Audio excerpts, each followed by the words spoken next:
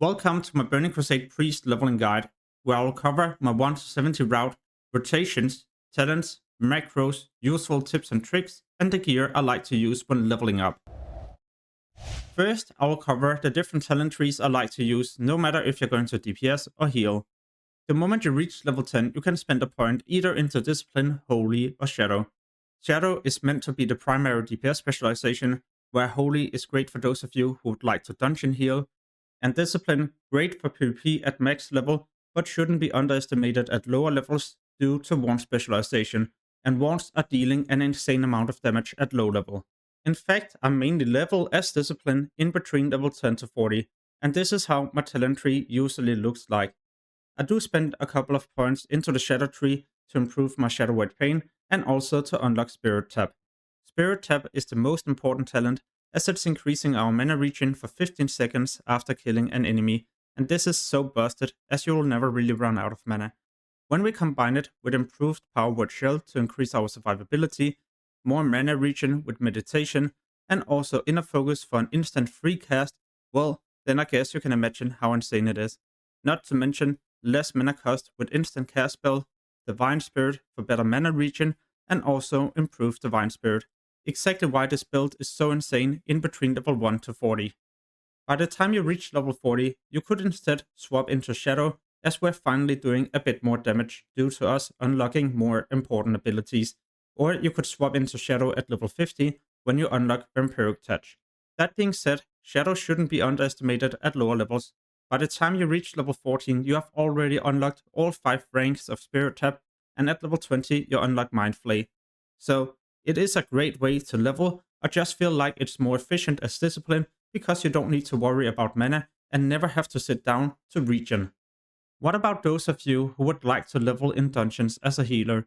Well, then you could play as Holy, but let's be honest, dungeons are not too difficult to heal at lower levels, which is why I'll just stick to my Discipline tree so I can level efficiently in the open world, and if I would like to do dungeons, well, then I can just continue to use the same specialization to be a decent healer. It will of course not be the same case when we move into Outland, as those dungeons are way more difficult. Here, I would instead use the talent tree like this, as it's also going to be useful the moment you reach max level. Moving on to the next topic, gear. At low level, there's many important stats we can't go for, so instead I would recommend you to go for intellect. No, don't go for stamina, as we're not playing a hardcore character. Another very important stat, and probably the most, is going to be spirit. So you could either go for items with spirit, or a combination of spirit and intellect by going for items called of the owl. Be aware, I'm not saying stamina is a useless stat, it's just not something that will really help you if you wish to increase your leveling speed. Nonetheless, you shouldn't worry too much. The moment you start unlocking rare items, most of these are also providing all 3 stats. By the time you get closer to level 40, there's going to appear many items with damage and healing, the most important stat as a priest, especially if you're planning to respec into Shadow at level 40. And because the Dream Reaver set costs next to nothing on the auction house, then I would recommend you to instantly buy these items. Those of you watching this video in the pre-patch could also spend time and farm Battlegrounds. In Battlegrounds you're getting BG marks and honor, and this you can exchange into level 60 epics. Epics you won't replace until you get to level 65 and above. The most important thing to do as a low level priest is always to upgrade your wands. Wands is where your damage is being increased, not by getting a new pair of braces with 1 or 2 more spirit or intellect. I know some of these will of course be expensive, especially the rare ones, where you're all of a sudden being forced to pay around 10 to 30 gold for each of them. But then again, it is worth it if you have got plenty of gold. Those of you at around level 20 and without a lot of gold could instead head into the dungeon BFD. Both factions will be able to pick up a quest at level 18 and above, and at the end you will be rewarded with an insane wand with 29 damage per second. Way better than if I were for example spamming my smite at level 18.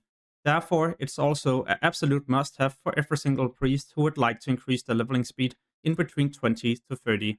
Now that I'm already talking about increasing your leveling speed, then I also gotta highlight the leveling guide and add-on I'm currently following. It's so easy to understand. There's an arrow guiding you in the direction you gotta run. The quest text has been shortened so it's easy to understand. It will mark targets you gotta kill or interact with, and whenever you're getting an item you gotta use, then it will easily be done without you having to search for it in your bags. In the description below this video, you can find a redirect link to where you can download and test it out for free. What I also like is that you don't need to be level 1 to follow the guide.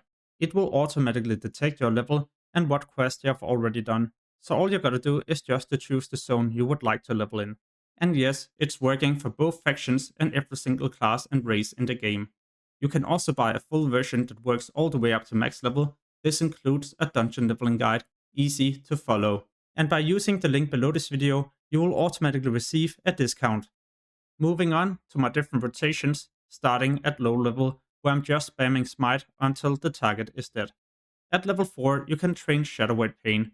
This is dealing damage over 18 seconds, but because we're killing the enemy so quickly, then you won't really benefit a lot from the damage over time, which is why I often don't spend the mana and global cooldown applying the debuff. When I get to level 5, things changes. Now I pull with a Shadow Weight Pain, followed by spamming my wand, and I never cast any smite. When you reach level 6, you get Power Word Shield. This is a great thing to apply before you pull to reduce your damage taken, so you don't need to heal as often. At level 10, you gotta head back to your trainer and learn a new spell, Mind Blast. This is going to be our new opener. So you pull with a Mind Blast, followed by Shadow Weight Pain, and then you use your wand.